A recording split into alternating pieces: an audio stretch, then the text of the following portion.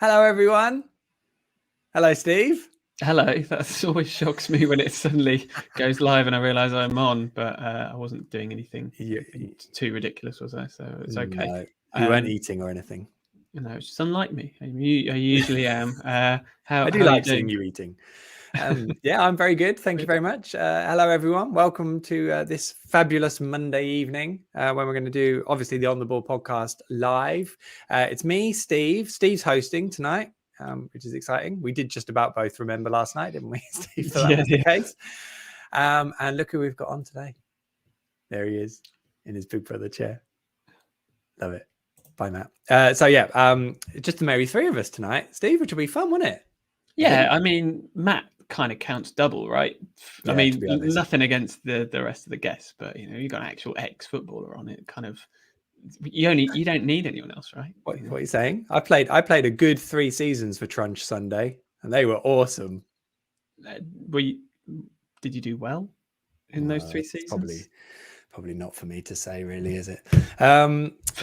So yeah, you're going to host, Steve, which will be great. Everyone out there, if you want to get your comments and questions in while we're live, go for it. I'm going to try and monitor those. I've also might have put in a headline act sting that is slightly less loud, but let's not count our chickens on that one. And yeah, hang on for the end, of course. Twitter's wits end. We'll plow through some puns. Maybe I haven't updated the list, so. Maybe we can do that for next week. But if you're ready, Steve, do you reckon you're ready? Is there anything you want to say? So. Anything you want to say before we start? I hope I don't mess this up. That's pretty much it, because I did mess the intro up last time. So yeah, no, I think no goals, but lots of enjoyment. I mean, that's a terrible sales pitch, but I think it'll be good. We've got lots to talk about, haven't we? I think that's got everyone on side. If anyone's wondering why I'm stalling, it's just because I'm trying to share this across everywhere, which I'm now going to do to all these places. 1, 2. It's not very exciting television, which I suppose is what this is. But, it just gives us a little bit more time for everyone to get in, ready for our record. We've got quite a lot to cover tonight, actually, haven't we, Steve? It's quite a lot of things. Well, I'm trying to think of all the stuff that's happened that doesn't involve the game since last Monday. But yeah, quite a bit happened last week, didn't it? In fact, there was one thing that you trailed quite heavily last week, which you couldn't talk about at that point, which hopefully we can talk a little bit about. Yes, they have both happened. And I did almost get in trouble for for talking about them too much last week. So there we go. Right, I'm all shared, which is delightful. So I reckon if you're ready, should we do it? Let's do it. All right, let's do it. In that case, I reckon we get started with a bit of I'm going to mute myself and get the sound going in a tickle.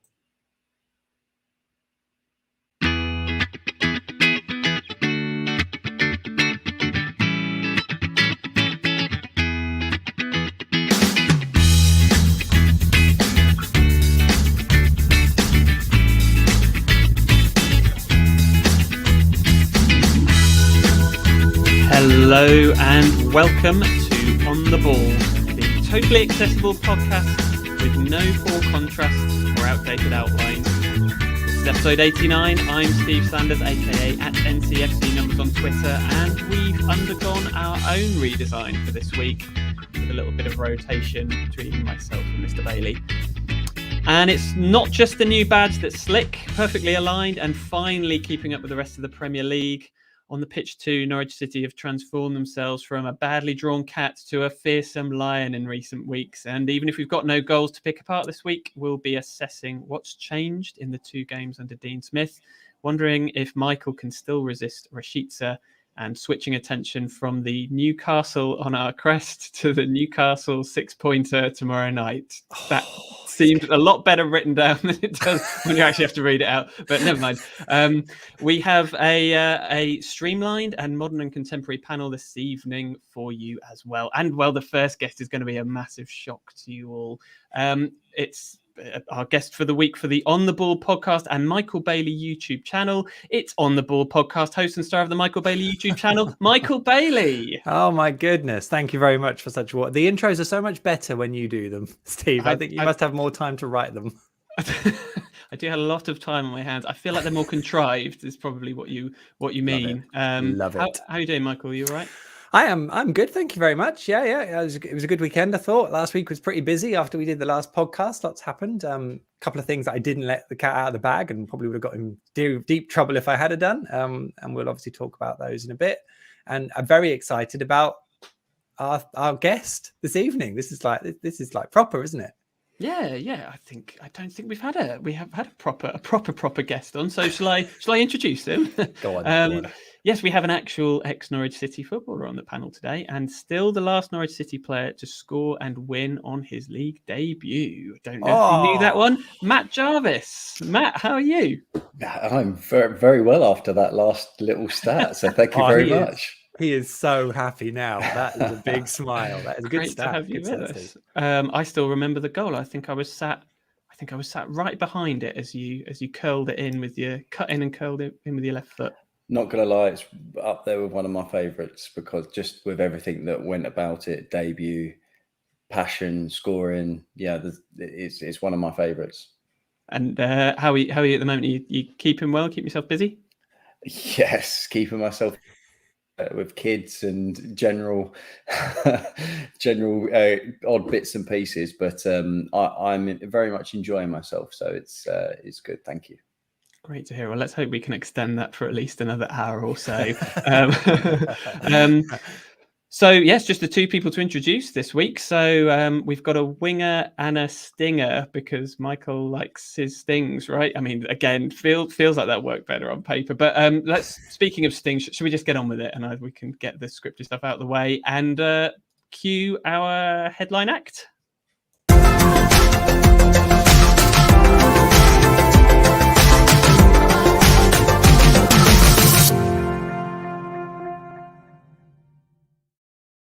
I genuinely thought that was going to be quieter than it was. I thought I'd edit it so it's quieter. Carry on. It'll be fine on the audio. Go. I mean, if anything, it was louder, but it was louder. My ears bleeding. Carry on, Steve. So don't forget, if you're watching live, to get involved with the discussion by leaving us a comment. And Michael, I think you're going to be on the lookout today, so hopefully you do a better job than I normally manage to do. I don't like to tell you what to do on your own podcast. We'll turn our immediate attention to Saturday's game then at home to Wolves. Norwich City picked up their 7th point out of a possible 9 and restricted the visitors to just 5 shots. That's the fewest Norwich City have faced in any Premier League game this century. Michael, it was windy, it was freezing cold, there was driving rain and there was no goals. But despite all of that, I felt like there was a real air of optimism in the ground at full time. What did you make of it all? Yeah, I think so. Especially when you look at what was going on at, say, Brighton in the evening, where they basically got, a few boos, which obviously captured a lot of attention. And I feel like I know that situation quite well. I can appreciate that when a team has done, well, kept progressing, and then there's a few stodgy results, or maybe, the fans want more, and fans always want more. It's kind of what happens, isn't it? It's what you want in your football club. And sometimes that's just not possible. But there was none of that at Carrow Road. I thought it didn't quite have the energy, obviously, of full time against Southampton because it was a very different result. But and I did wonder if I was going out on a limb myself. But I really enjoyed the game. I enjoyed it from the first kick. Really, I thought it was really interesting how Wolves went about it. They looked really comfortable in possession early on, and I thought it did take Norwich a little while to get a grip.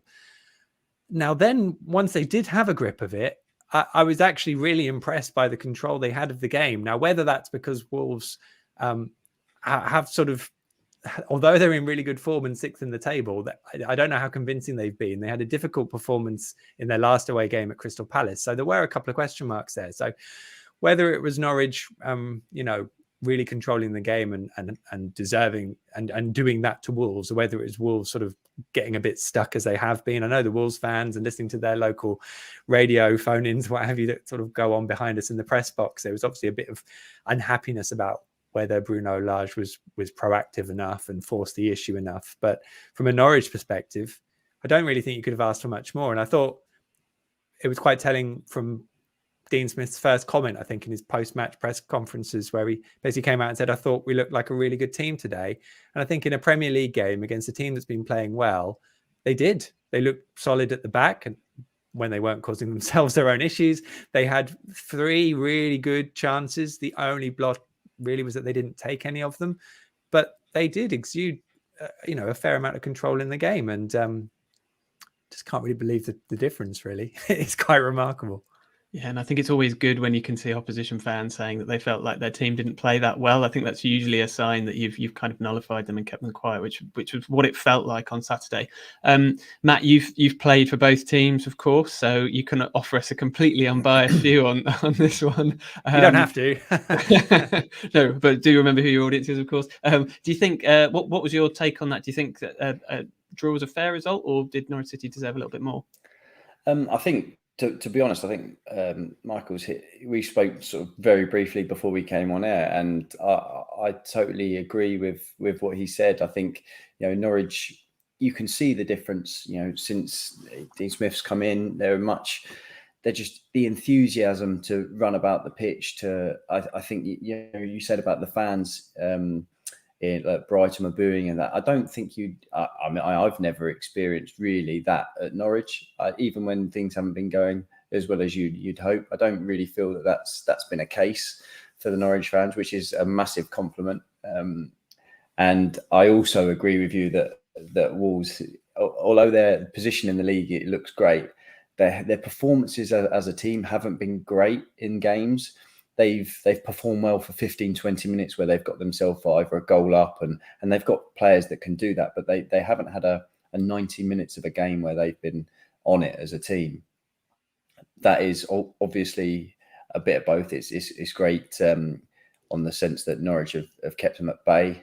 They obviously, after you said after the first sort of 20 minutes, they sort of got themselves into the game, were able to then get a bit more possession, and that's what both teams that's what they base their games on, is trying to keep hold of the ball and to then slightly get more possession to then try and have 1 or 2 chances. They don't genuinely score loads of goals, both teams. So it was always going to be a tight game. And as you say, once a new manager comes in, you the first thing they always do when you're a team that's struggling is stop the goals. And that's what he's done, and you can be very pleased with the result. I think you said the positivity after the game. There's always a new manager comes in, and you've got 2 great results. It's always a great stepping stone to the next one, which is a huge game.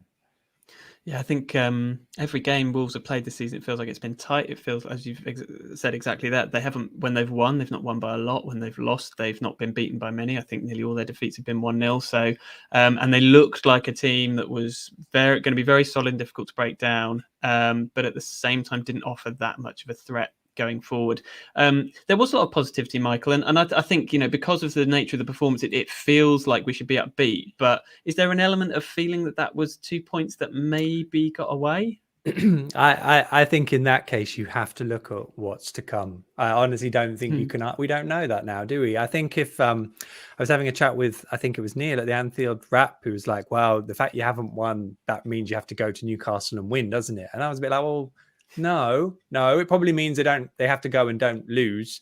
But even if they'd have won on Saturday, you wouldn't have wanted them to lose to Newcastle just because Newcastle are above them. They're in the mix. And if there's one thing we learned from 2 years ago, it's that, the points you pick up against the teams around you can be more valuable than doing it against the team in the top 6. So I think what's really, the performances have been really encouraging. There is also wider context. I mean, your stat, by the way, was amazing, absolutely amazing in terms of Norwich's, the amount of shots that Wolves had and being restricted.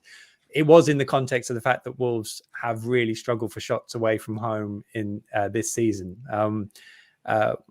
What's more is that they've also kept a lot of clean sheets away from home. So even when Wolves aren't, maybe, as Matt said, they're having maybe periods of games, what they do manage to do is keep the opposition out generally away from home as well. So in that context, I think you have to look at, I thought Norwich had big chances, but actually Wolves kind of defended them pretty well as well, even though they were big chances. And that's something Dean Smith wants Norwich to do. He wants them to not give away such big chances and defend their box. So they defend those big chances well too. So I guess the fascinating thing for me, and we'll obviously come on to the Newcastle game, it's sort of what happens next. It is how does the Dean Smith side look away from home and all that sort of stuff, which I'll happily wait on for now. But And Dean's been quite fortunate in a way. He took over a team that had just won a game, and his first 2 games were at home against 2 teams that, let's be honest, Norwich at least felt they could have a chance of beating.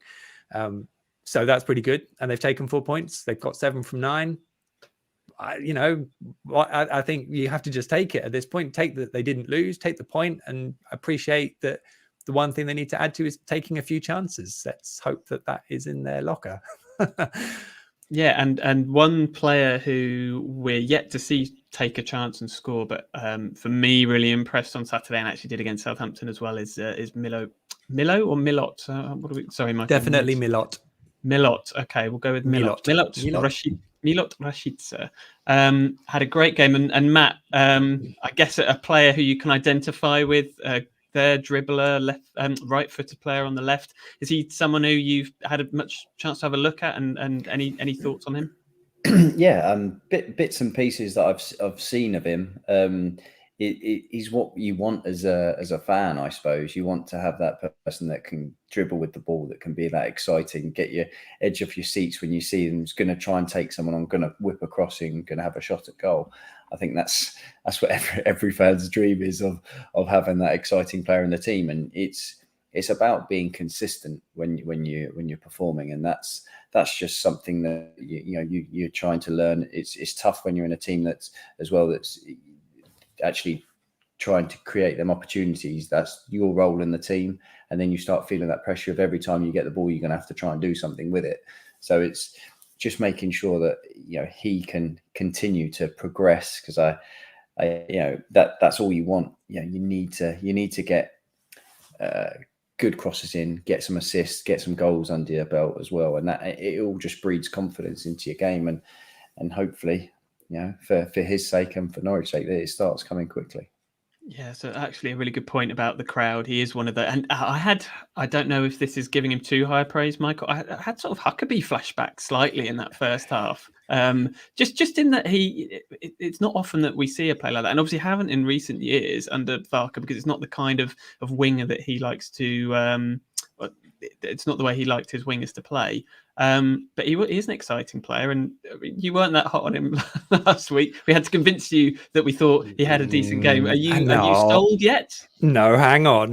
Let's not rewrite history. I thought he had a good game. The problem was I see so much potential in him that I just wanted more. I liked what he did, but you just feel like there's so much more. And I thought we saw a little bit more of that on Saturday. So I thought the way he carried and drove Norwich forward was wonderful. And as I've said, it's something that he should have been doing weeks ago, really, because you think back to his debut against Liverpool, he was probably the best player in that first half, just the way that he got forward, and then that role disappeared in the team, didn't it? And then it became very difficult. So I like what we're seeing. I kind of looking forward to seeing him playing away from home again, because I thought against Brentford he had a decent game as well. And again, Dean Smith is talking him up. He can see when he's sitting there saying, we've got to stop being so reliant on Teemu Pukki. He is probably directly looking, to be honest, at Milot Rashica and saying, you've got the ability to score goals, because he scored some beautiful, cracking goals a couple of seasons ago. It's definitely in there. And you can kind of see from the way he's making his chances, and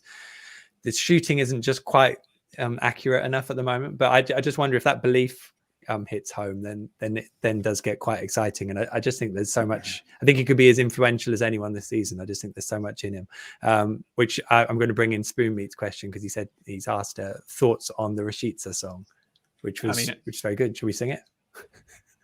I genuinely can't remember how it is. The tequila one, isn't it? Yes. Oh, it's quite long actually, isn't it?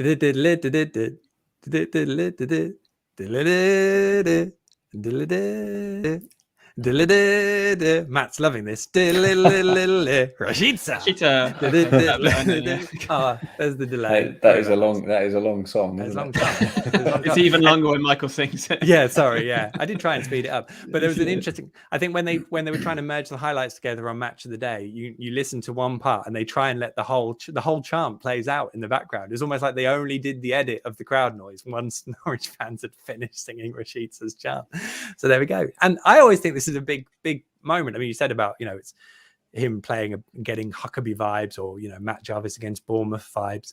And that's it. I think when players get their own song like that, and it's sung quite enthusiastically, because I think someone mentioned to me that he's had the song since Manchester City away, but it's starting to be sung quite regularly. That tells you the supporters are buying into what the player can do, and they're excited, and that's part of it as well. There's nothing better than that as a player. When you start hearing all the fans singing your name, or you've made a song for you, there's nothing better. And as you said, it's confidence. As I said, when you're in a team that's been struggling for goals, for performances, for everything, you can't just switch it straight on. So he's taking, he's getting his chance. He's doing it more regularly, and as the performances are getting better, the results are getting better.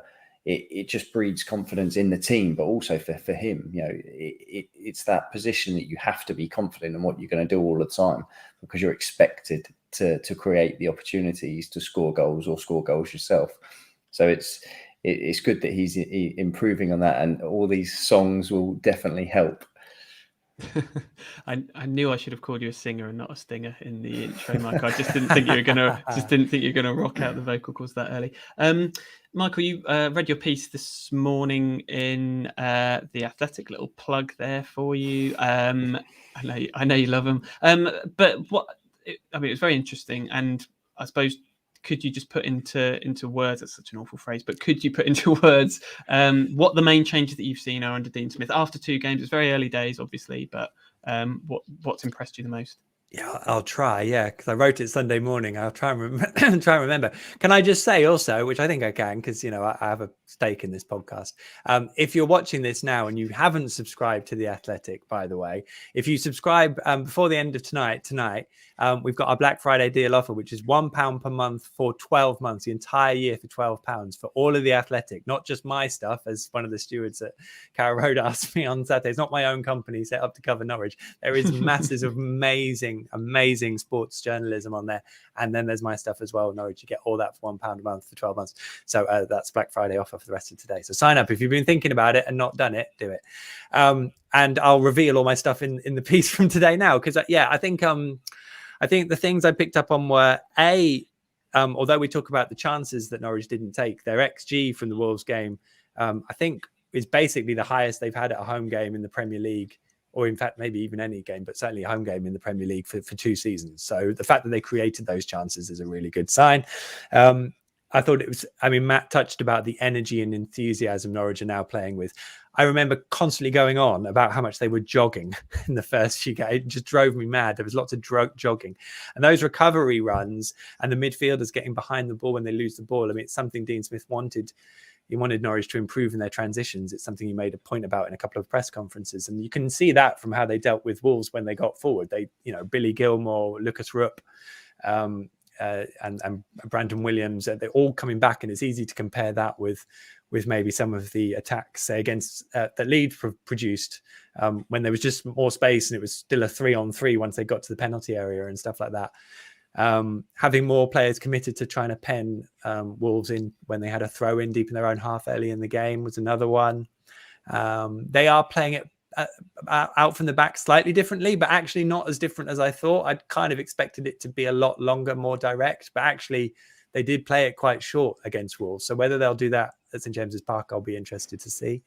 But I think it's a question of giving the players the decision making themselves. And I think we saw a couple of times where they got it a bit wrong and almost paid the penalty for that. So I'm sure they've had that chat at Colney in the last day or two. And I think that was it really, but just far more coherence and organization in terms of covering dangerous situations, but not at the expense of committing a lot of bodies going forwards. That's the best bit about it. It's not like, well, the only way we're going to keep a clean sheet here, boys, is to stick 9 players behind the ball and hope that Tamu and Josh score some just by some means. It's a real balance, and he's just got them working a bit harder. I honestly think that they are working harder on the pitch, and that's probably now we're going to get into that challenge really, where Dean Smith's voice won't be quite as new in a few weeks' time. Are they still going to be running as hard? Have they still got that inner drive to prove themselves? Everything that I've heard, everything that built up to the managerial change was that, yes, these players want to be shown what is good in the Premier League and want to believe they can achieve it. So a lot of it's going to come down to their attitude to that and how they tackle it. let's hope you saved some of what was written in the article there. Didn't give everything away. You should still go and read it. Much more sense written down. Thank goodness. Well, a good question for Matt then is how does that manifest itself then? Obviously, you'll have been in dressing rooms where a manager's lost their job and a new manager's come in, and why is it that it makes such a difference? Are there any personal experiences that you can remember from your playing career? I think first and foremost to say, I think you look at the way the players played for Daniel Farke in the first sort of 3 years. That is how they played. The pace to get back defensively, the transitional, what Dean Smith is talking about, that's what they did really well with Daniel Farke in them first sort of 3 years. So that they can do it. It's just when you're in a run of bad results, bad performances, them runs back get harder and harder. For when a new manager comes in, it's like a whole new lease of life, because every player has got a clean slate, whether the ones that were playing every week, you're then thinking, well, actually, I need to continue to do this because I might not play next week. And the players that haven't been in the squad or haven't been playing, they've got that license to just show everyone what they can do in training. And when you get the opportunity, you've got to go and grab it. So like you said, give it another few weeks and see if that's made any difference, because that's where you see loads of new managers come in and the results, that you see an instant change, because everyone's like, right, I need to really go for this because I could be out of the team. And then who knows how long I could be out of the team for. So it's not right. Don't get me wrong. It's not right, but that's what happens. Unfortunately, you sometimes you just get a bit relaxed in the position that you are in the team, whether that's playing or not playing. And sometimes it's good to have a little shock to the system. I think like most things, you can apply it to any kind of life situation, I suppose. If you're in your job and you've got a new boss, you're like, oh, I better watch myself here. And I think people sometimes take for granted the insecurity that provides, because there's a lot of people working at Carrow Road and Colney now who are thinking, yeah, I've got a great opportunity here, but if he then decides he doesn't like me or I'm not doing very well, I might lose my job or I might have to move on. So there's that. So then you get, I suppose, to the next phase where it's like, have I proven myself? And then am I comfortable? Or have I proven myself, but I've got to keep putting it in because he wants me to do that? And that's probably the bit where the real man management kicks in, I suppose, once you've built those relationships and you've got someone still working for you. And that, I experienced that working at, the Virgin Mega Store in London. And I imagine footballers experience it all the time too. Hugely comparable situations. Yeah, absolutely. It's all based around results, though. That's the thing. If results are going well, performances, they'll keep driving forward because you can always see the next thing to go up. Whereas if performances go the other way, it's sometimes a bit more difficult to pull it through. But at the moment, it looks really good, really positive. So long may that continue. Yep, and hopefully we'll be seeing exactly the same in a week's time as well. I think on that note, and players who maybe we didn't expect to see so much of this early on, and I think we're about giving players overdue recognition. And I feel sometimes Lucas Rupp gets a hard time. I thought he did really well when he came on, especially as he wouldn't have expected to have played that much football and hasn't really played that much football all season, it feels like. So, or certainly not much. So yeah, just a little shout out for him. And I think with that we can probably move on. Feels like we've done the Wolves job justice. So time for pick that one out.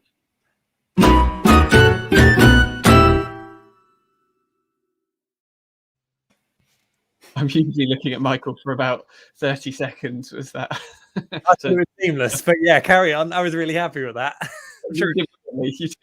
I just felt like I was waiting for time. Maybe I shouldn't point it out. Anyway, I'm particularly looking for that one out this week after the drama of last week's Billy Gilmore ranting, by which time I almost felt like we're insulting a member of Stuart Hodges' family or something like that. Poor Hodgie, I did feel like he was a little bit ganged up on by the end. But I thought Billy was another one who had a really good game, actually, on Saturday. So, we're all about good vibes at the moment.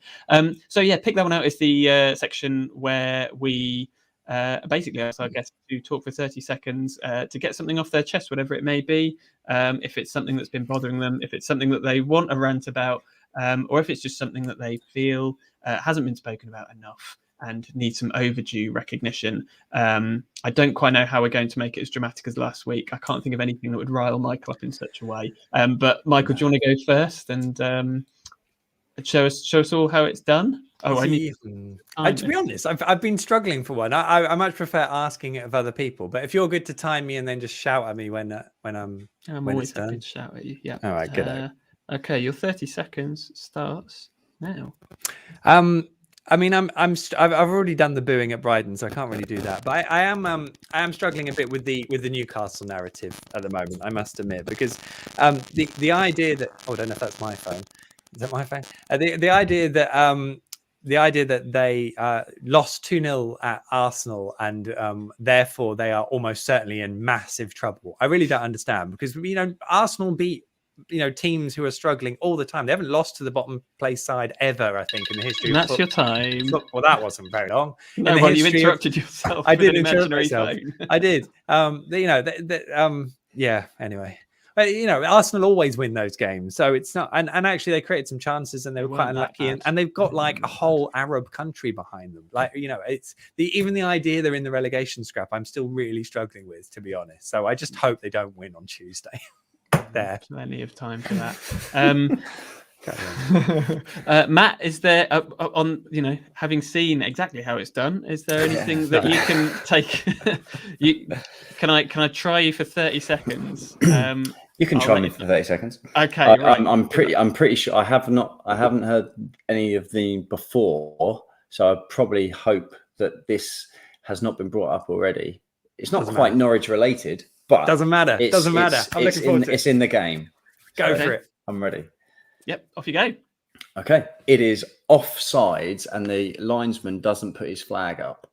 So as an attacking player, the ball gets played in, you sprint full pelt to go and get the ball, you then have a shot, and then it either goes in, it doesn't go in, and then the referee just puts his arm up, or a linesman puts his arm up and is offside, and you think, if it was that obvious, just put your flag up. I get the ones that the VAR check, there's like the toes in front, but when it's like 5 yards and you've just sprinted 60 yards and the defenders are sprinting, injuries are going to happen, and just put your flag up. There you go. Yep, and you have 2-1-0. Yep, that'll do. There you go. 100% agree with that point. By the way, I find it absolutely, and not only that, I mean, this is compared to people getting injured is such a minor quibble, but it kind of creates like drama and incidents that aren't real, because the flag would have gone up. So you're seeing highlights of things that shouldn't be happening. If that makes sense. And people get angry. There's amount of yellow cards that go on after that as well, because something will happen. Like, I know this is not quite relevant, but it happened PSG against City. Neymar went flying in and done a challenge on someone because of something like that happened, because nothing was given. You had to carry on the possession in the game, and then the ball got round, and because everyone was so annoyed, he went and smashed someone, and I think he got booked. And you're like, well, all of this could have just been, you just put your flag up, it blew the whistle, done. Yeah. Completely. And there was one in the Chelsea Man United game as well. Sorry to continue to labour this point, where the player was clearly offside. The ball went out for a corner, but the flag didn't. The flag didn't go up. Well, the linesman would have flagged, under normal circumstances. So you get the corner then, don't you? Yeah. Really, I mean, and that's the one that gets me, because it's like, well, hang on, that can't be right. But anyway, yeah. There we go. I'm glad my 30 seconds turned into 3 minutes. So fantastic. They're always the good ones. That's what I've learned, Matt. They're always the good ones. No idea how long I've been waiting to rant about the VAR offside, non-offside. Excellent. Thank you very much, gents. I think maybe could we have just a quick chat about badge as well? I mean, it's not part of my 30-second rant, because I quite like it. I mean, we're all obviously major design experts here, so our opinion is very valid. I thought the way the club actually kind of delivered the news, they'd obviously considered it. They obviously knew that it was going to be a big deal to fans, and I thought the way they presented it was really, really well done. So massive credit to anyone involved in that. I think the old badge, the more you look at the current badge, the more because the new badge is coming in June 2022, isn't it? But the more you think, yeah, it kind of did need a change, didn't it? What do you think, Michael? Yeah, it did. I think they've done a good job on the design. I probably do now look at it and wish the tail was a bit longer on the canary, because it looks more like a robin than a canary, probably on reflection. I think there is an argument that they could have done something closer to the original, but that I've seen it shrunk down and it looks almost exactly the same. And I can understand them, wanting to sharpen it up a little bit. And I think there are really nice elements of it. And in terms of the process, I mean, to have everyone kind of feeling comfortable with it, I think is probably all you can possibly ask for something like that, because it's such a big, sensitive thing. And I mean, what no one will know is that, I was kind of aware that they were going to be changing the crest for months, probably since early this year.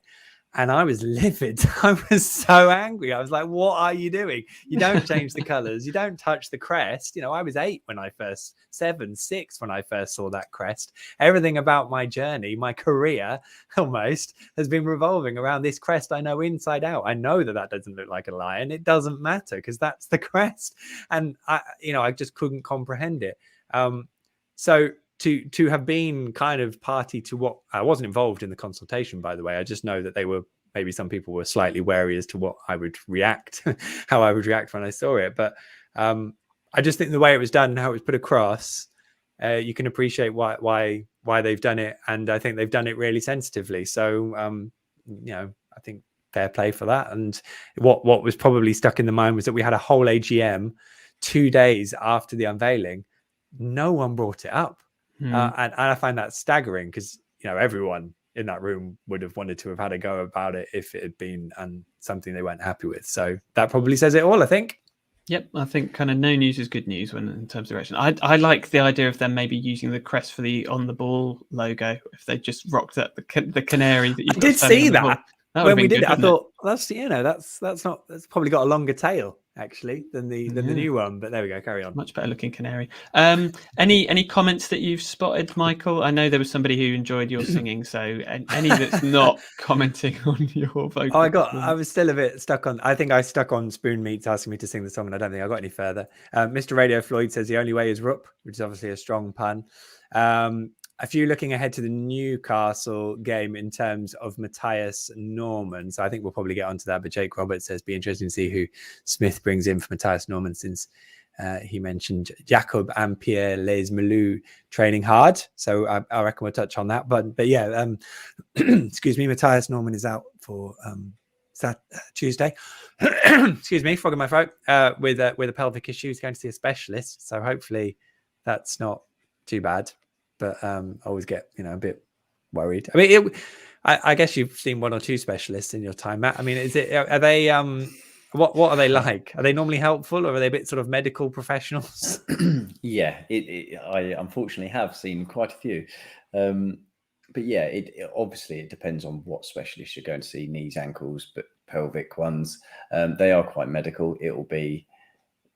They will either want to push you down the surgical route if it's something like that, or it's jab it and away you go. I think it's quite like leave it, jab it, surgery. That's your options. Okay. And I've done all three a fair few times. Yeah, this is it. So all of them can work and all of them might not work. I suppose it always depends, doesn't it? What else do we have? Here we go. This one's on the crest. Gaz Freeman, evening chat preference crest. Should have kept the old canary as it is, replace the old castle in line with the new one. Yeah, I've seen a few suggestions of that, and it looks okay, doesn't it? Like that, but we'll have to get used to the new one now, to be honest. And Jason Hayden, here we go. Let's have this one. All subs so far into Dean Smith have made an impact when they have come on. I think this has made an impact, which is helping the team. So I think, there's a piece saying. Point. Yeah. I love it. There's a piece that I never quite managed to write on substitutions. I think Daniel Farker had used the most, but with the least average time per substitute. Yeah. So I think they were all on about 3 minutes, something daft like that. Well, I haven't counted, but I'd love to know how many minutes Adam Eder has played in his 40-odd appearances for Norwich City, because it can't be many. Poor guy. That's just how he did it. That's how Daniel did it. It was the same with Jordan Hugill last season, I think. Yep. He averaged, as many appearances as anyone, but they were at about 8 minutes each or something. It's just, I don't understand how you can. I mean, what is it like? Come on, Matt. What is it like coming on 3 minutes to go? Even if it's like 1-0, and what does the manager say to you? Like, go on, make something happen. I mean, it can take me 3 minutes to get up to speed.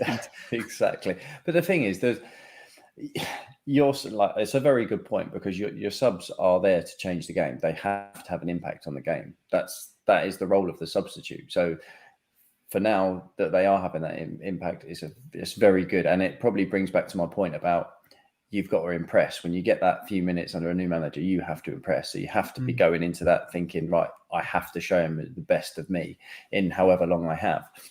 But giving yourself like 3 minutes, 2 minutes, 5 minutes as a sub, if you're coming on in a game that you're losing and you need to go and score, you can understand you're only getting a couple of minutes to come on. But the harder ones are like, for instance, the wide players, the attacking midfielder, because you've got to actually get in the game. You can't just you come on to take a set piece. You haven't kicked a ball all game. You know, it's the same going back to, can you take a penalty after you're coming on and you haven't kicked a ball and you go and take a penalty?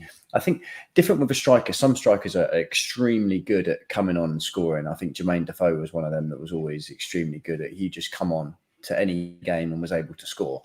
I think it's strikers are very different in that aspect. You just got to be in the right place at the right time, which is instinct. But other players is difficult. So 1 or 2 minutes I'd be gutted. That's the way. It just I was just gonna say, it reminded me, I can't find it. I was having a quick look for it, but there was someone who I think has introduced a substitutions coach. I think it's in Championship, it's somewhere in the EFL. I think they've introduced a substitutions coach, and they now call them game changers, not substitutes, because they're not just replacing someone, they're actually now. I mean, Steve's wincing at that. Yeah, but it does. But I tell you what, as a mentality, it's kind of what you want, isn't it? Ultimately, it's unless you're coming on for someone who's injured, isn't it? Yeah, you maybe I like it. I like the concept.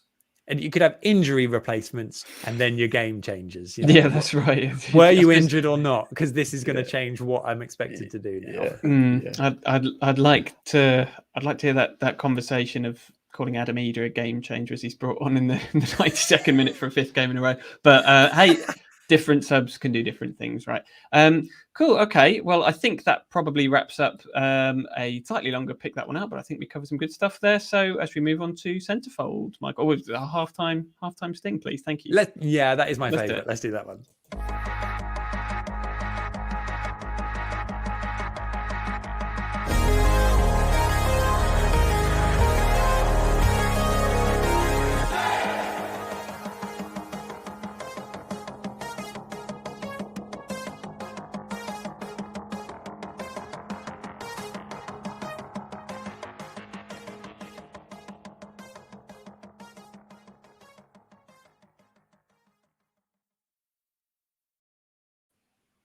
I like that one. It's long. So we do have a centrefold this week, and that's because last Thursday was Norwich City's AGM, aka Annual General Meeting. That's something I'd normally say journalists tend to get more excited about than most people, although please correct me if I'm wrong about that, Michael. But this year there was some pretty big news that came out of it. Mainly the fact that Stuart Webber has announced they'll be staying beyond this season at Norwich City on a 12-month rolling contract. So, Michael, can you tell us kind of what this means? And is this something that we expected to happen, or is it a bit of a surprise? Yeah, I think it was an open secret, really. It struck me like that, but sometimes I can't tell because I assume people know in the wider world, and they don't, which is when I'm probably in danger of blurting something out without realizing it. But yeah, I think from the moment Stuart Webber did his press media speaking after Leeds? I think it was, wasn't it? Or was it before Leeds? No, it was before Leeds. It's been a long few weeks. Before Leeds, he got asked, what's your future like? He said it'll be sorted out in a month. And to me, if someone says that, then it obviously sounds like they're sorted out their future. So I think most people kind of assumed that would be the case from then. And yes, I was expecting an announcement at the AGM. I don't actually think he's signed the contract yet, but he's agreed it. So I'm sure they'll be rattling through the paperwork at a rate of knots. But essentially, he's actually gone back to the deal he had when he first arrived, I believe, which is a contract that gives him a year's worth of either notice or the club notice for him to leave. So essentially they can look at it every year and work out if they want to do another 12 months or not, or whether that's the last year. They can work through it like that. I think that probably makes sense because, having a deadline was the right idea at the time, and they did tie it in with Daniel Farke's length of stay as well. But I think the closer we got to the deadline, the more of an issue it became ultimately. And although they tried to keep it calm, I would imagine that if I was a player joining Norwich and Stuart Webber was a big part of it, I'd want to know how long he was staying for. Dean Smith made sure he asked Stuart Webber how long he was staying for before he agreed to join Norwich. So I think it's very much a situation that needed something. I think it's really good that he signed it because I think it just elongates the security. I think Stuart Webber wanted to stay as well because he sort of openly said at the AGM that the idea was that he would leave this summer and probably take a short break. There's a few things he wants to do, and then he wants to work abroad. And post-COVID, that's maybe not quite as appealing or as easy as it looked beforehand. I mean, I can kind of see that from a degree. It certainly makes the world a little bit more uncertain.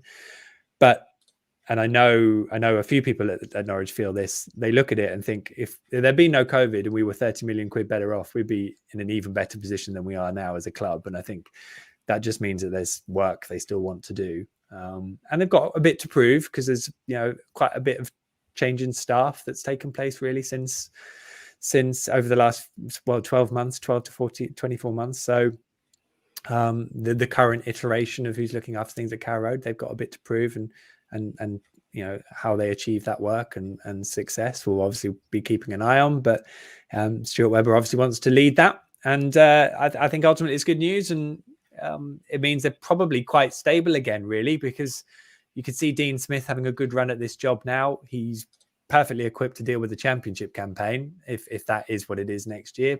Likewise, he's proven himself in the Premier League and is probably a really good fit for Norwich at this level, certainly on current evidence. So they're in a nice stable place, and Stuart's contract was nice news to sort of fit into that really. Yeah, you do sort of feel he's kind of got slightly unfinished business as well now that he's brought in his new man. Matt, you overlapped with Mr. Webber during your time here. This I think by and large has been met with kind of positive reactions by Norwich City fans. Do you feel like it's good news that Webber might be here for a little bit longer? I think it's fantastic news for Norwich City. I have had the rough and the smooth with Stuart Webber myself personally. But let's hear both. I can certainly tell you both. But he, for me, is a huge part of the success that Norwich has done. The way he goes about his business is perfect. Everything is honest. Everything is. There's no, whispers, lies, anything. He tells you exactly there and then the truth, and whether you like it or whether you don't like it. And for me, as a player's point of view, there's nothing better than that. He comes straight in and told me, even though he'd parked in my car park spot, which was all numbered, so he'd parked in my spot, and then went and pulled me in and told me that he's given my number away to Josh Murphy. No. And was like, and I was like, oh, so where do you want me to, where should I park? He goes, oh, you can park wherever. And I was like, well, you've actually parked in my spot this morning. And he was like, oh, I am actually really sorry. I didn't mean to do that. I was like, so you've taken my shirt and you've parked in my spot. I was like, that's very kind of you. But I still have a lot of respect for him. He's a top person, and he what he's done for the club and the way he runs it is pivotal for what they've done. And as you said, bringing in a new man, he will be working closely with him, and it's a must that they stay together. I think for me, there's a lot of other stories I could obviously tell you. That's your. I feel like we've inflicted enough pain on you. That was slightly heartbreaking. It's absolutely fine. I've got over it now.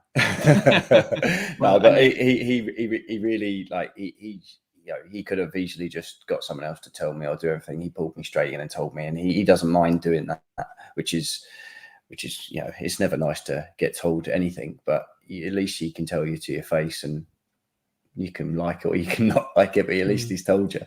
Yeah. And that's what I admire about Michael as well. If I've had a terrible pod, he'll always tell me to my face. Sometimes live. Yeah. I respect that too. He's never parked in my parking space though on my road, so I'll give him that much.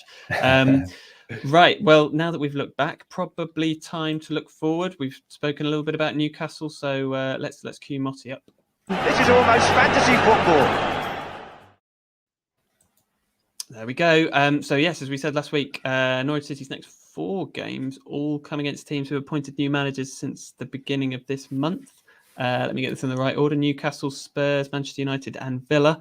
And the fixtures will start coming thick and indeed fast, with 2 games to look forward to this week. Spurs on Sunday, but it's pretty difficult at the moment to look any further than tomorrow night. Newcastle away, bottom versus second bottom at St James's Park. So, Michael, how are the nerves doing? Optimistic? No, I can't be either. I'm just a bit consumed. I literally was in the car today, and I shook my head and puffed out my cheeks because it's huge. It feels like you can have defining games during a season, and this feels like it has the potential to be. It's not going to decide anything. Everyone's going to go and play it all down, and it doesn't matter. And it might end up as a goalless draw, and it will all be forgotten, and the next result might be completely defining. I don't know, but just going into this game, the situation Newcastle are in, everything about that club at the moment, there is no way anyone in the Newcastle vicinity would tell you anything other than the fact they have to win the game, regardless of how, what point, which body part it comes off. The fact that Eddie Howe dropped in that Dwight Gale might be back, I was shuddering. As the last player, I don't want to see Dwight Gale on a football pitch against Norwich City because he always does something painful. And I mean, likewise, I've been to St James's Park a fair few times. Most of the time, the supporters can't be asked, to be honest, against Norwich. The atmosphere is normally dead quiet. There's no famous atmosphere there because it's Norwich. They don't get that excited, and they might get by with whatever they get by. But then I've also seen incredibly painful games where I haven't gone back over them, but it was 2-2 with Chris Hughton, and they ended up losing 6-2 because he took off Wes Houlihan for Alex Tetty, or was it Alec Neil, wasn't it? I believe. Was that Alec Neil? Well, there was the Alec Neil one where they, I'm losing track. There's the Alec Neil one where they were 3-1 up with 180 seconds or 2 minutes of injury time, and I mean, it's a phenomenal place to be. I probably am going to have to remind myself of all the details of all those, but I just feel like we're probably on, we're going to get something that's probably going to stick in the memory. Now, what it is, obviously we don't know yet, but there's a bit of me that looks at Norwich in these 2 games and feel like they're proving that they're a good side, like I said really at the start, and I'm kind of excited to see how they deal with that, because it could, having grown up a bit in these 2 games and sort of maybe this idea that Dean Smith keeps telling them, I'm trying to drill into the players. He's trying to drill into them that, they are Premier League players. Embrace the fact they're there, take on the challenges and show you can compete, which they have done in these 2 games. So let's see what they do away from home. And I say this as someone who was convinced Newcastle would beat Brentford, absolutely convinced. So we'll see what we get. I think if you look at the 2 sides now in recent weeks, both new managers, you take Norwich all day long at the moment. The performances and the way that the teams reacted to obviously the fixtures have been better, I suppose, towards Norwich, but that's great. It means that going into a game with more confidence going into that, I think the more points that Newcastle don't get towards January will help Norwich massively, because if they start picking up, then the January window just changes. I think if it stays the way it is, it becomes a lot more difficult for Newcastle going forward. So it's more, I would say, going into the game, Norwich, you don't want to, you're saying that you're not too optimistic. It puts so much more pressure on the players going into that, they know they have to win or get a draw. I think, like you said before, I think it's a must not lose game. Picking up points every week is vital, whether that's 1 point, whether that's 3. You just to go on a run. I know sometimes it's better to win, lose, but for momentum, under a new manager, for the team at the moment at Norwich, they need to just keep picking up results. They've had too many loss, and mentally, you need to have something to hold on to at each. Come away from a game going, we've got another point. We've got 3. We've got another point. When we start doing that, you then start thinking, actually, we've been on a good run. We've gone on 4 games without losing. That's 5. No, let's keep this going. And then you go into bigger games in more, maybe like the team after Newcastle, you say Spurs, Man United, so the games that you're not necessarily thinking that you can get points from, you go into them games and you get points because you've got a free hit and you're thinking, well, we're on a good run. We can just go and attack it. And the Newcastle one is the defining, yes, for sure. But if you're looking at the two teams, Norwich going into that game in much better form and can go into it thinking, we can get a result. Whereas the Newcastle players know they have to win. There's no getting around that. And those two that Michael mentioned, you would have been at the club, Matt, and those two still scar me to this day. And that's why I don't think we'll get to tell me that you had something good at St James's Park happen in your career at some point at Wolves or West Ham or something. I've scored at St James's Park. So I was, when he was saying it, you see my face, I was like, I can see you wincing. Oh, sorry, Matt. Don't bring that one up. But no, I've had some success there. So that's something. Excellent. That's not all bad then. I had a quick look actually at our record in all relegation zone clashes while we've been in the Premier League away from home, and we've taken 2 points from 6 games. And so maybe it's that, and we last won at St James's Park in 1988. Though I think they're why I have this sort of sense of foreboding about this, but I also think that if Dean Smith, like the way that we're setting up now, and I think you alluded to this earlier, Michael, as well, it kind of could work well in away games. And if Dean Smith can get us playing well away from home, then he's really turning water into wine, because we haven't seen that in the Premier League for a while. So that would be nice. Taking points off your people, the teams that are around you away from home is huge. So it is like a must not lose game rather than must win. It's complete opposite for Newcastle. They have to win, but that you piling all the pressure onto them rather than the Norwich players. Yeah, I think we'd be happy with the point. I think, there's definitely that. I mean, it's really interesting in terms of, I've lost my trail of thought completely. Carry on, Steve. What I was going to say, I tell you what, the thing I've got slightly in the back of my mind is the pre-season friendly up there as well, because that was, it's not normal you would play another Premier League team the week before the season starts in a friendly. Norwich had a lot of mitigating circumstances as well. But the way Norwich were kind of pressed out of that, and I know obviously a lot has changed, but Norwich were pressed out of that by players who turned up. Dwight Gale scored a couple, I think. Alan Saint-Maximin played the second half, and just Norwich never got really near him. And it's just akin to what I've seen up there before, that in that scenario when Newcastle can play with really good tempo because they have got powerful players, they just can get a bit caught out. So and I've now remembered my thread, it was really interesting then to speak to Dean Smith in the presser today and ask him sort of how he's going to, what a Dean Smith team away from home looks like, because at Carrow Road he wanted them to be on the front foot. He wanted the game to kind of be compressed into the opponent's half. He wants them to be proactive like that, and he was like, well, it won't change that much. I mean, you do alter it slightly depending on what you're up against, but I think they might well go there and just try and have the ball for the first 20 minutes and just try and suck some of the energy out of the crowd. I mean, whether they can do that, because Newcastle will be at full tilt in that period as well. And then how you do that by not giving away the spaces at the back, I don't know, because I haven't got a UEFA Pro license or whatever.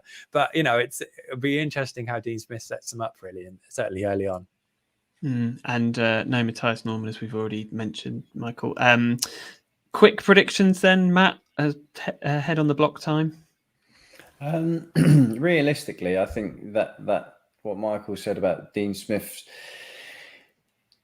the possession to suck the crowd out of the game, to keep in the ball and keep hold of it, and because the first 5-10 minutes are going to be hectic, to say the least. I can imagine. So to try and regain possession and pass the ball round and just settle everything down and try and take the crowd out of it will be huge.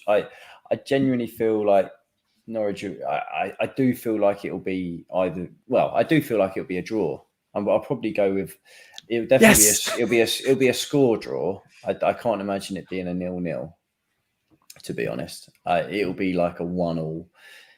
I don't really think it'll be a 2-2. So I think I'll go with the 1-1, because I think Yeah, I just think it'll be 1-1. I haven't got anything else to back it up, to be honest. That's all we need. Gut feeling is all we need. Michael, any? I'm not saying a score. If that's what there's no way I'm saying. I'll just have a result. We'll be fine. But I think we could get. Oh, I just don't know. I don't know. I've been puffing my cheeks out all day. I don't know if I want to. Because I can see everything happening. I honestly think Norwich could do something special. I think they could lose 2 or 3-0. To be honest, because I look at Newcastle. I think what are we 13 games into the season? They haven't won. They've got.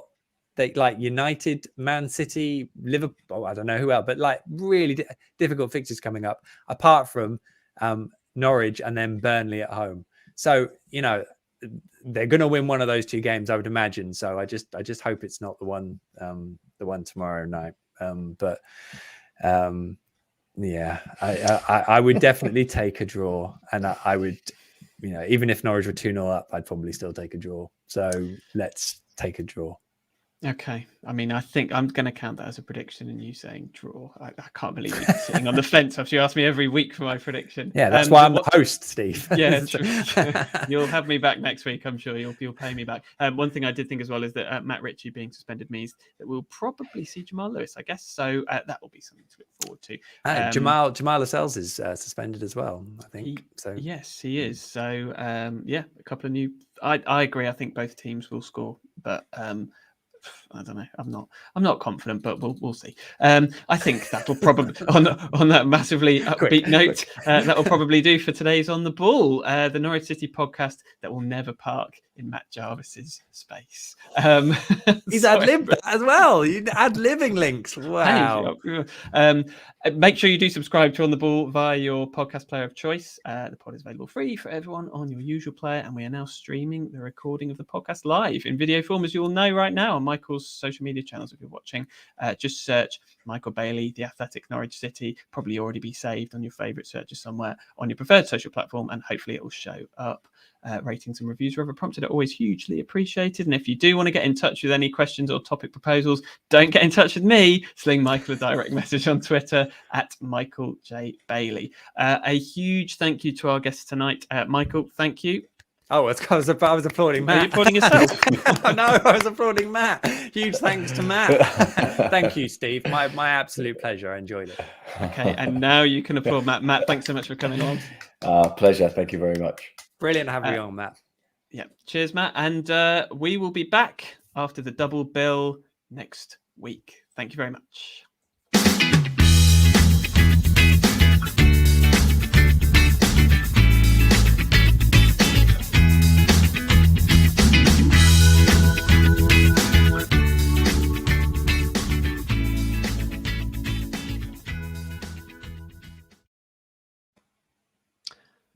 There we go. We're still here, and Michael's looking at me.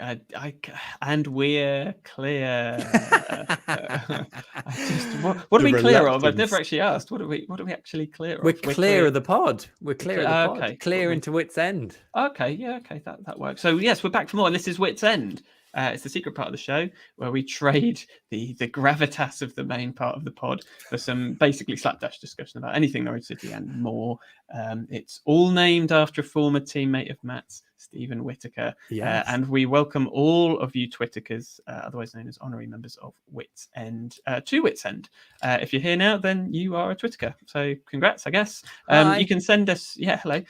You can send us your suggestions for topics to discuss either by emailing twitterkers@icloud.com or using hashtag Twitterkers, TWITTERKERS on Twitter. Just don't explain what it refers to like I accidentally did last week. Matt, I think that stayed in, did it? Did that stay in? I never listened to the ones back then. No, I definitely didn't. I didn't cut it out. But yeah, I obviously didn't get away with that then. Matt, how did you enjoy that? Was that in some way cathartic? Yeah, I really enjoyed doing podcasts, and it's another one. You're very good. I enjoyed it. You've done a few of them now, haven't you, Matt? Yeah, I'm enjoying it. Love it. In my chair. That is a great podcast chair. I think it might be the best chair that we've had ever had on the podcast. Yeah. Doesn't compare. I will take that. Yeah. No, definitely. Yeah.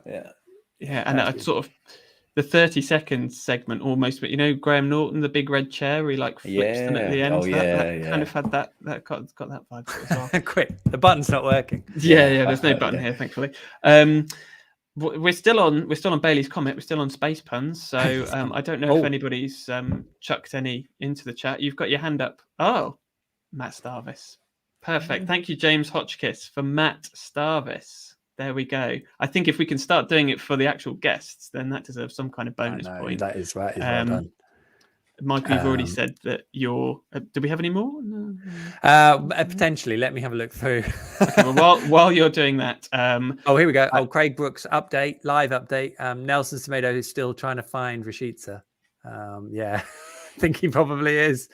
And in fairness, we had Sergi Canos in his backside, didn't we? When he made the first goal up at Brentford as well. So Milot is putting defenders on their backsides. Yeah. You must have done that a few times, eh, Matt? I certainly have. Yes, it's one of the more fun things to do as a wide player. Did you prefer to take it down the line, or did you prefer to kind of cut in and put that, or was it just keeping them guessing that was the fun part? Exactly that, keeping them guessing. I think if you know what you're going to do, either do it very early, you get it and go, or you make it up on the spot because you go off their reaction. So it's either make your mind up, right, I'm going down the line this time, you get it and you just go, or you go, and if you do something and they move, then you go the opposite way. It's great fun. It's great fun. I mean, to be, apart from actually, training and playing, that's the bit I miss most, is taking players on. It's just great fun. Great fun. What, and I'm no sort of footballer, but it's the one thing I just cannot do. I cannot take a man on. I just don't have the confidence in my own ability. So I can admire anybody who can beat a man. It's just. I mean, going into small little bits. When I was obviously coming back from a few injuries at Norwich, I used to. Glyn, the fitness coach, I used to always have like things with him, and he used to be buzzing to try and be the right back and try and like get pass me the ball, and that would be part of my rehab, was he'd pass me and I have to take him on and go, and he'd love it and I would be buzzing. It would be so much fun. But it was good. We both enjoyed it, and I got to take him on and put crosses in and score goals. It's all good fun. Nice. You should ask John Boy about his goalkeeping when he decided to join in one of my rehab sessions. Was it good? Not for him. It was for me. I love that. We'll have to get John Boy on to offer his response. That would be fun. Yeah, it was a good one. One of my better shooting sessions, I have to admit. I was going to say, Steve, I think I have your confidence. The confidence you don't have to take people on.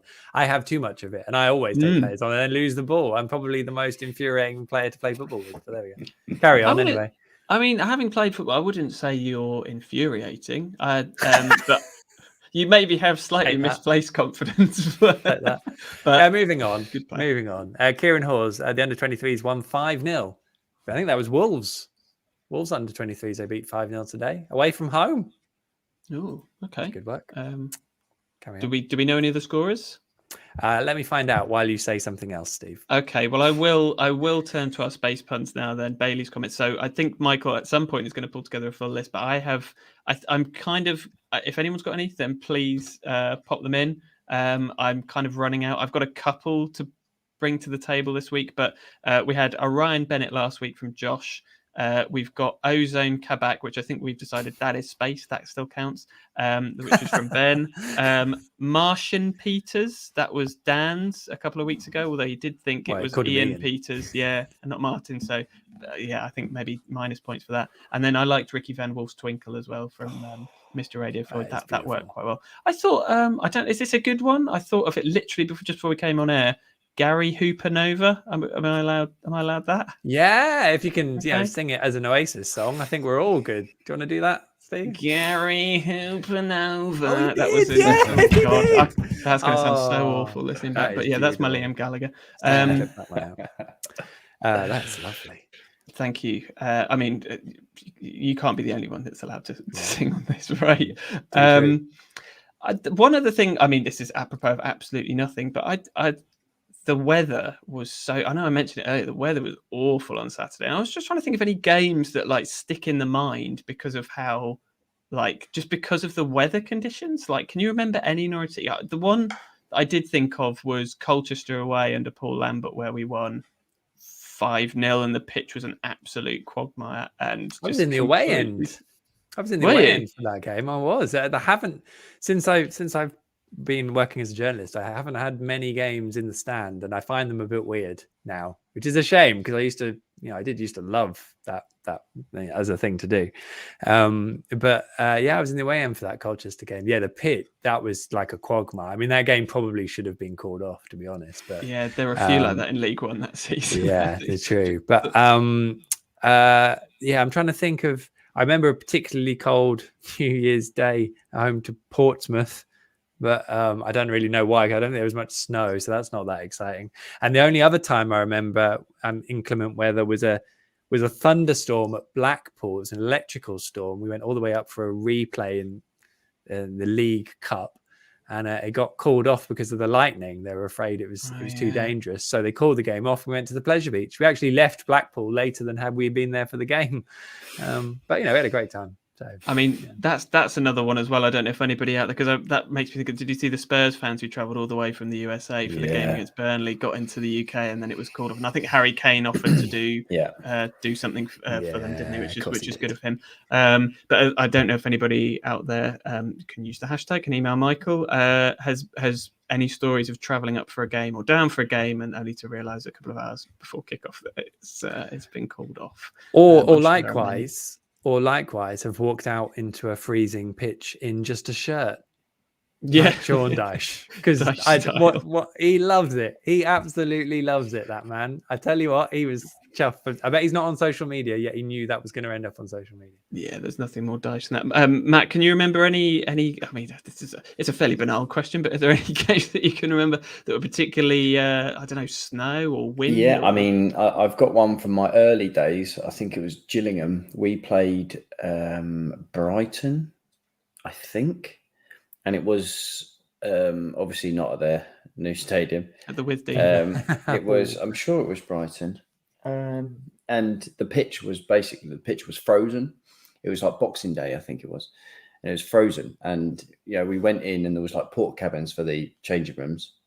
And as we came down, they were watering the pitch. And you were like, wow. Are you sure? And it was, and obviously you should see like everyone's running for the ball, but you do that like stopping, going to the side a little bit rather than just planting your foot and going. It was horrendous. And actually, the lineswoman, she fell over and broke her arm. She had to go to hospital, broke her arm because it was frozen solid. Yes, and they were watering it. It was comical, to be honest. But the game still played. Incredible. That is, but it was pretty chilly. I mean, I didn't go to the Bescott when it was called off, and they had the braziers on the pitch. Just basically, they set light to the pitch in small areas, hoping that would mean the game could go on. I don't know really. There's no way Paul Lambert was having that. Which is something we haven't touched on. We didn't touch on the main pod, did we? They had everyone down at Carrow Road for the 25th anniversary of Delia, Michael and Michael. Oh yeah, apologies to Delia, Michael and Michael. Yeah, they Paul Lambert, Chris Hughton, Nigel Worthington, stellar list of guests. So that was all exciting. And I think kind of goes to the fact that you can get all of those characters back. Like one in particular, just shows how well liked Delia and Michael must be. Across the board. I was going to say actually that I spent 2 weeks when I was about 15 working, if it was Brighton, at the Withdean with the ground staff. I did my work experience there. I have nothing but good things to say. Yeah. I'm sorry if that lineswoman is listening. Then I hope your arm's better. If not, I'll send something in the post. A man fitting a man fitting Steve's description, walking on with a hose. Whoa, this will help. This will help. It'll be fine. Yeah, didn't have a clue what I was doing. Shouldn't have been there. We should just say, Steve, sorry. Finished 5-0 at the under-23s. Oh, yes. Sam Byron played 71 minutes. Bali Mumba scored and played the full match by the looks of things. So he got the opening goal. John Lowe got 2, and Abu Kamara and Tom Dixon Peters completed the scoring. So there Excellent. Well, thank you very much for that score update. That seems like a very positive note to end on, unless we've got Kenny other business. No, although I do wish Kenny would stop flailing his arms around when he makes a mistake and apologize. He does literally take 5 minutes apologizing to everyone in the stadium individually when he makes a mistake, which is lovely. But it's a bit like, can you not? Can you get on with it, please, Kenny? He was so good though on Saturday. He was. The old Kenny was back. So we'll let him have the over the top apologies.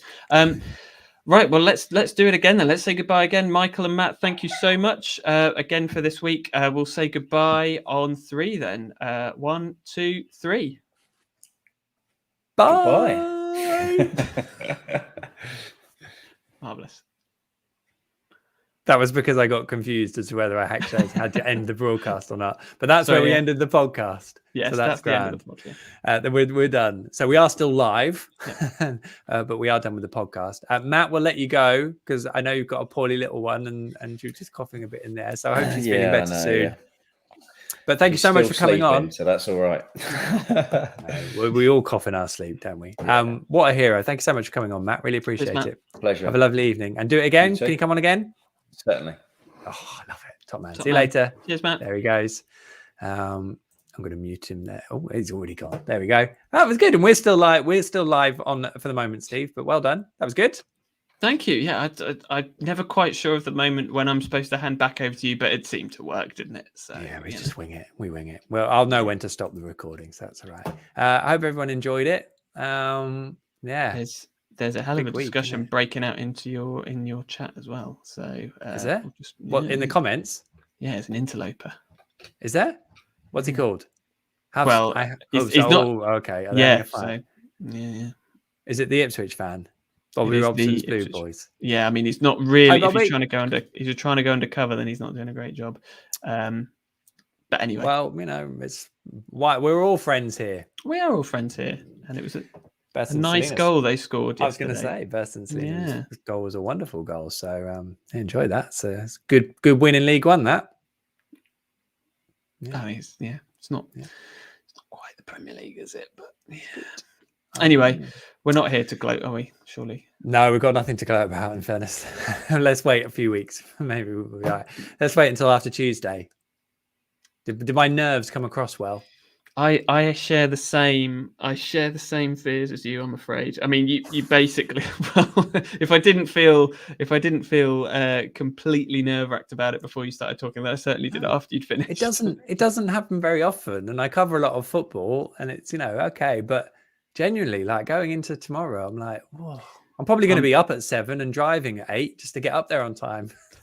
Normally get carried away. I'm with you. It's one of those games where something will happen, something memorable will happen, like whether we don't know, but you get that feeling, don't you, that there's everything's building up for this big occasion, and it's not just going to peter out into a 0-0. I just don't want Norwich to be on the receiving end of it, but we'll see. Anyway, fingers crossed. I'll be there. Obviously, at St James's Park. I'll do another video verdict. And yeah, I think we're doing some Spaces stuff with Hodgie on Twitter as well, so that's exciting. Steve, are you going to watch it on Amazon Prime? I will be watching on Amazon Prime. Actually, a quick shout out for Hodgie because this is during the game. I believe he's doing a live watch along with Chris Reed. A talk along, yeah. Which I kind of we're having a chat about this. When me and Hodgie were doing the social spaces, we kind of thought, or I had it in my mind. You could do this during a game. But would it be a bit weird if I was just sort of sat there talking whilst at a game? So I'm going to try and dip into it tomorrow. And Hodgie and Chris Reeve are going to do the business. So, well, if you want two people to talk about Norwich City, then those two are a pretty good pair, I would say. I think they'll be all right. Yeah, they will. Love it. So yeah, jump into that. Right, well done, Steve. We'll let everyone get on with their evenings. Cheers, Michael. Cheers, everyone. Have a lovely evening. Thanks, everyone. Take care of yourselves. See you tomorrow night.